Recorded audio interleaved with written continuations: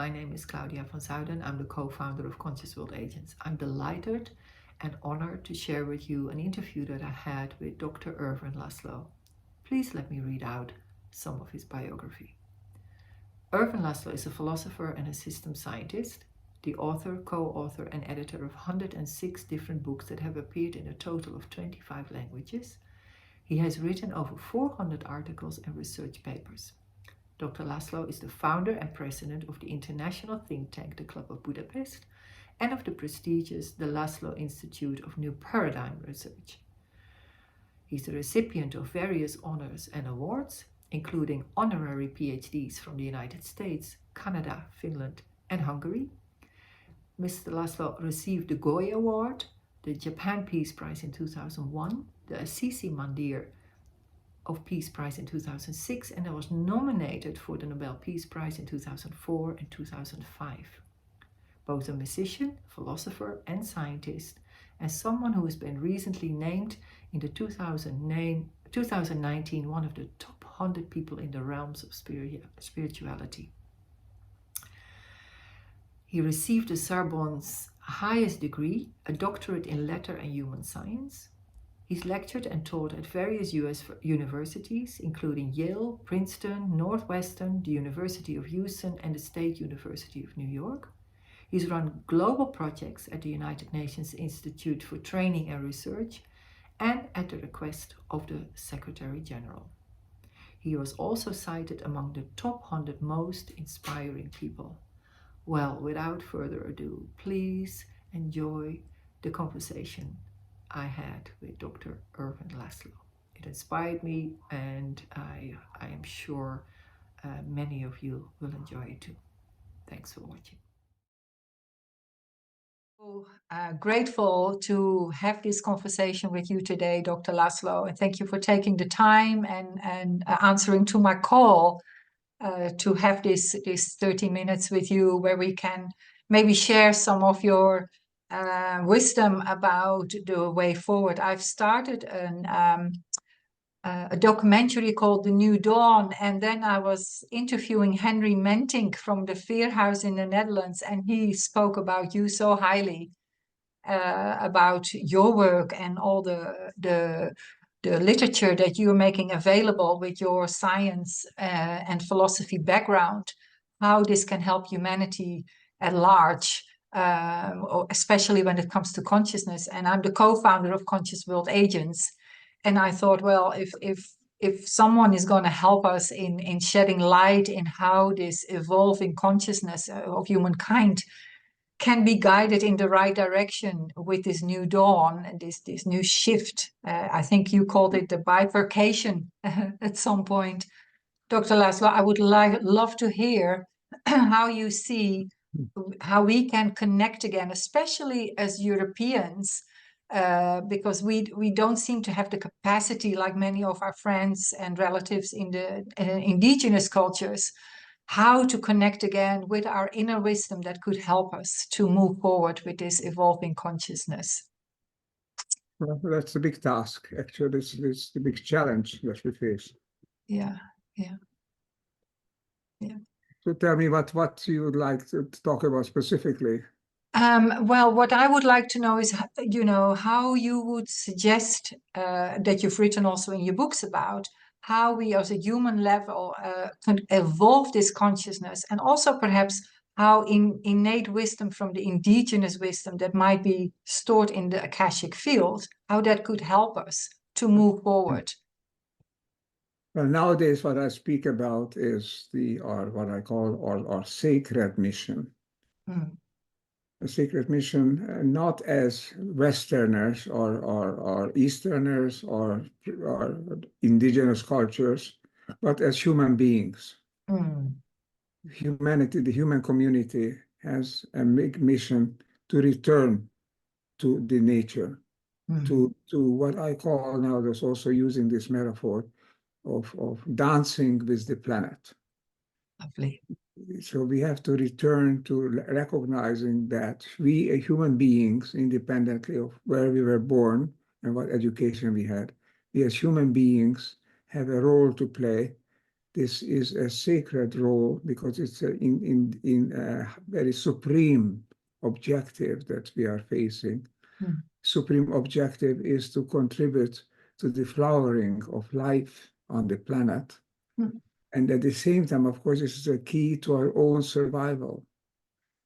Yes. We have to bring in a dimension of the holy, of the sacred, as the so-called primitive but indigenous and highly sophisticated cultures have always known, have always regarded these tasks of what we're doing and how we relate to each other and to nature as something which is above the everyday concerns.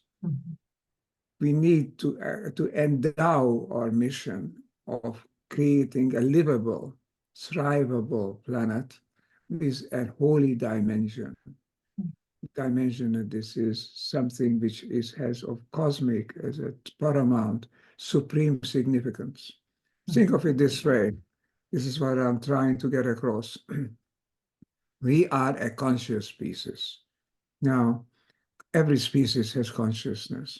Ours is articulate to the extent where we recognize that we have a consciousness. We recognize that we can know the world around us, and we have to accept that we have a responsibility to act in a way that is good for us, but is also good for the world, that we can all survive together. This is the big challenge before us. And this is something that if we don't master in time, it endangers the very survival of humanity. Much of life on Earth is endangered at the same time. We have gone too far too far, in seeking our own benefits by artificial synthetic means, always trying to improve our nature, improving on our relations to the world around us. Artificial means, artificial communication that can serve good purposes like these conversations, for example, but also artificial intelligence, which is very often not just helping people to do chores that we have to do, but also taking over the conduct of human affairs. That's the danger. And then they'll do it in a way which benefits the part and disregards the whole. Because we are inheritors of the inheritors of the whole memory of humankind, of the Akashic field that's built into us. It's on every cell of our brain and body. It's a part of our consciousness. And this is the inheritance that we need to bring to fruit, that we need to be concerned with, to husband, to promote, because we are natural beings. We are part of evolution in the universe, more particularly evolution on this planet, evolution of life. We are an essential part of it. And we have increasingly forgotten that, disregarded that. The classical cultures, the traditional cultures knew it. They still know it to the extent that they refuse to become simply Westerners, but continue on their own traditions. We know that evolution is moving in a direction which is on the whole irreversible. This is the direction that is given from the initiation of the evolutionary process 13.8 billion years ago, after the singularity known as the Big Bang. It has started with the maximum entropy, that means total chaos, no order, no constraints, no restrictions. Everything could go at the same time, in any ways could go. And they were really just inert clouds of gases swirling about. And out of this total chaos, evolution has already produced significant levels of order, what I call, and scientists around me and my friends and partners call coherence. Coherence means that every part, a part of a system is in contact and responds to and works together with some other part. A coherent system is where every cell, a coherent, let's say, living system, is that every cell of the body is finely tuned to interact and join together with the other cells, and together they maintain and evolve the whole system, which is the organism, the living organism. There are living organisms. Above that, there are communities of living organisms. There are ecologies, there are social, cultural communities, natural communities, there are holy communities. And all this is a coherence orientation in the world, moving toward higher and higher levels of order and coherence, not subordinating the part, but joining the part together so that they together form an interacting, a living whole. This is the great challenge before us, to introduce the dimension of the sacred into our everyday efforts to survive on this planet. We now know that we are facing what is sometimes we refer to as the sixth mass extinction, a tremendous accelerating extinction of forms of life or species of living systems on planet. Now, if the diversity progresses, we also will go under. We need the diversity. We need the life around us to live together with. We cannot survive without the rest of the living system on Earth. We will try to survive on Mars alone or another planet. We cannot do that except through all the limited ways, through all the artificial means. But here we have natural environment, the environment which is a living environment, which is the womb, which is the base for our existence. So that is the here challenge before us. This is the sacred mission of humanity, I call it. And this is, to use the other term that you yourself used, this is to master, to orient the bifurcation. And bifurcation is a process which doesn't allow reversals. You must move on, but whether you move up or down is not prescribed. You can move toward higher levels of order and coherence or toward greater chaos. Artificially, if we pursue only our own short-term interest, we will be creating tensions, as we're already doing it. We are over-exploiting the environment. We are creating conflict, and eventually we will be damaging our own health, our own survival ability. So the next step before us is to recognize consciously that the universe is conscious-oriented, coherence-oriented. It is moving toward those levels of order that the great spiritual masters for the past several thousand years have foreseen as the future universe in which we are closer union with each other and with the deeper spirit or soul, whether we call it the Tao or the heaven on earth or whatever we call it, the place of the greater spirit. That is the direction in which the universe is moving. And that's not just spiritual insight, that's science. We see that order is increasing sequentially. Higher and higher levels are coming in. There's a lot of surface noise, surface disturbance, obviously. But on the whole, even humanity now is seeing that it's beginning to organize itself on the planet, not just as a separate nation or country, but as humanity, as a human species. We're beginning to deal with humanity as a whole system, talking about its aggression, talking about its will to join together, and beginning to move on to a global level.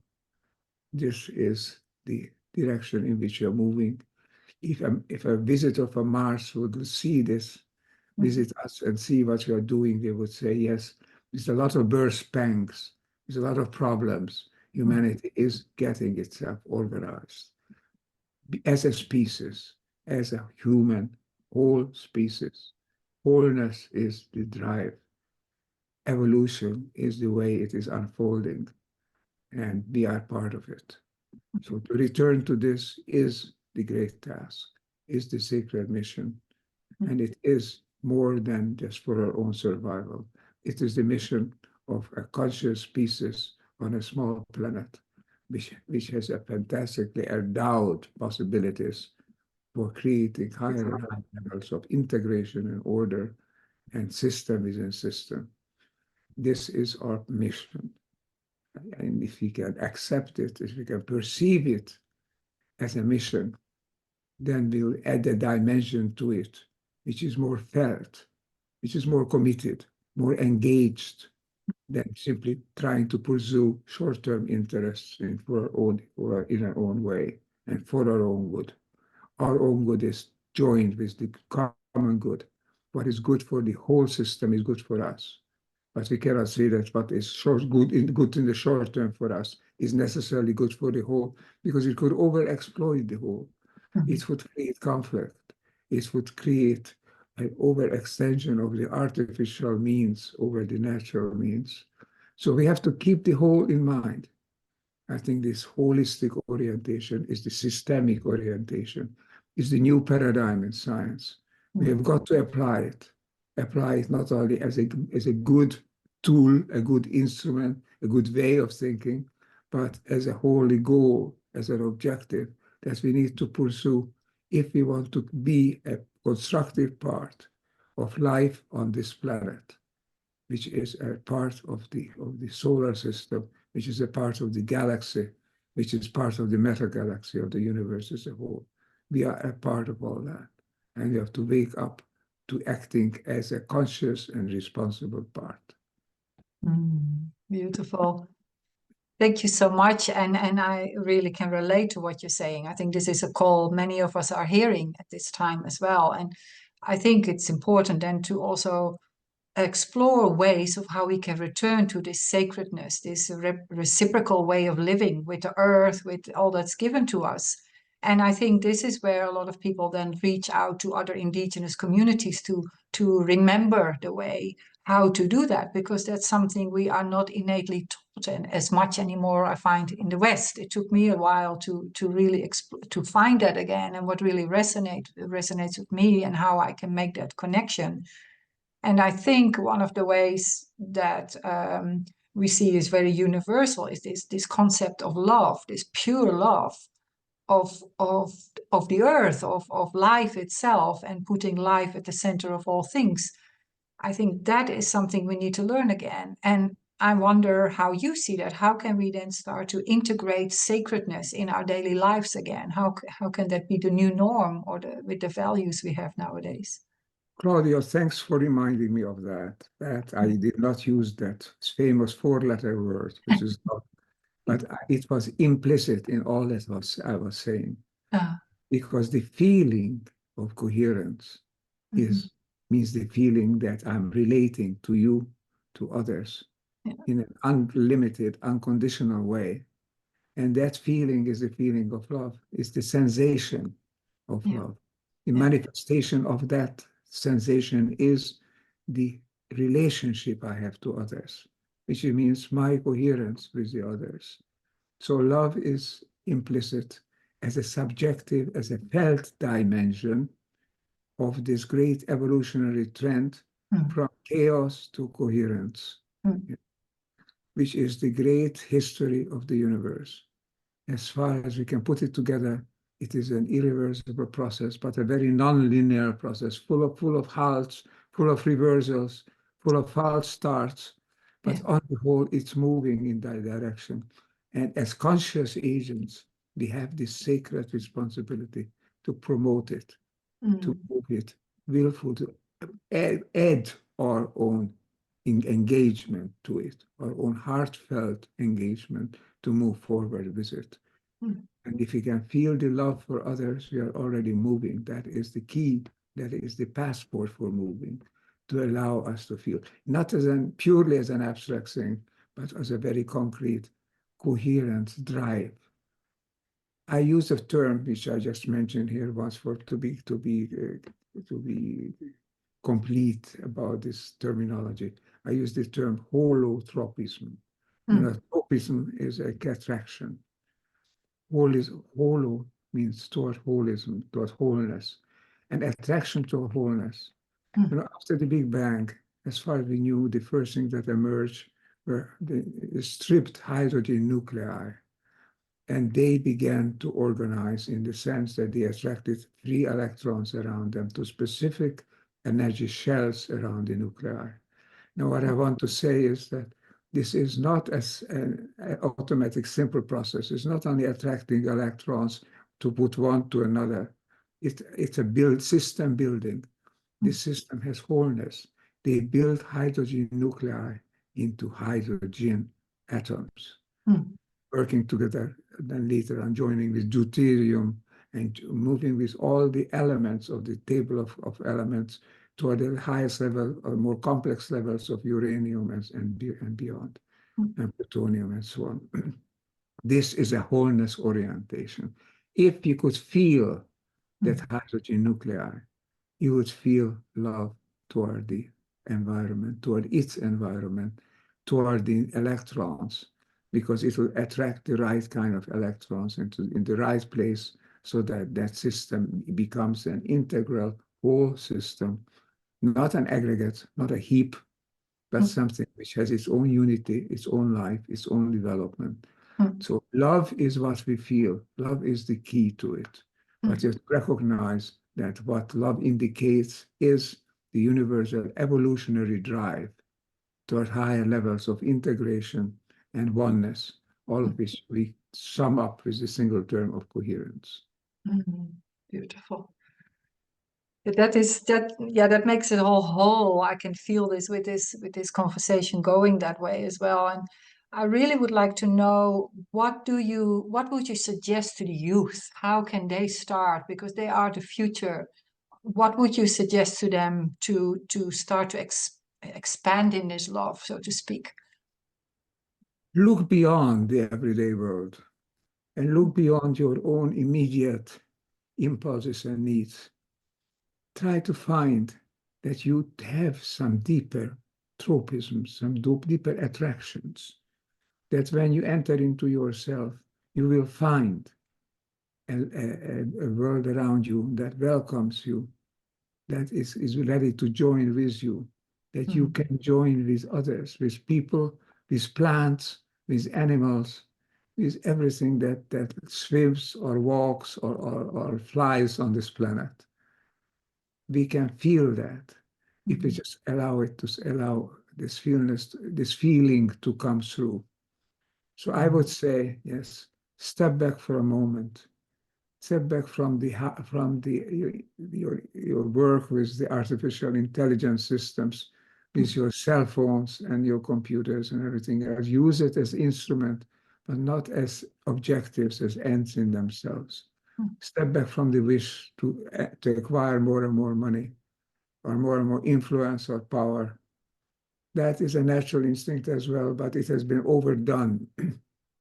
That this typically masculine instinct toward conquering, toward going out and bringing into our own sphere of influence and more people and more things. All that has to be complemented with an essential feminine impulse toward community, toward family, toward working together with joining. You see, both of these need to be brought together. We have overemphasized the masculine is this tremendous search for power, nuclear power, electric power, power over the minds of others. All the search for power has created conflicts and breakdowns. And we have to recompense that by the discovery that we have in us also this typically feminine value, which can be had just as much by men as by women. It's just that women have more of it by nature. They are born more into the family circle and environment. But we can recover that as being human beings, which have both the female and the male attributes and values and impulses. So I say, step back for a moment, let your consciousness allow to come up with what is your deeper sense of mission. What is it really that you want to do in life? What is it? What can you accomplish for yourself? Always keeping in mind the saying of Gandhi, be the change that you want to see in the world. How, if you change, you will change others. Because Gandhi's insight is the insight of science. the holographic universe, the universe in which all quantum universe in which all things are connected. So that what happens to one also happens to the others. So if you change, it won't be without sequence, won't be without results, without consequence. Your change will reflect change around you and will contribute to a movement toward higher levels of wholeness and love, a tropism toward joining together to survive and to thrive on this earth, one together with the others. Together we can do it. And we have to realize that we're very close to that tipping point. But if we don't make this change in ourselves, don't come back to what we really are, then we could be endangering not only our generation, but all future generations as well. Wow. What a beautiful message. Thank you so much, Dr. Laszlo. And before we end this conversation, because I know you have so much to do, is there any book that you would like to share with us that you have just recently published, or that you feel that is really a good addition beside all the other 106 books that you have written or co-written or edited? But is there any specific that you feel this is one you would really like to talk about or recommend now? In a more practical vein, is a book that I published, 6-8 months ago, which is called The Survival Imperative. And it's available on Amazon and everywhere where books are sold. And here I try to describe what are the necessary steps for us to rejoin the evolutionary trend so you can move forward.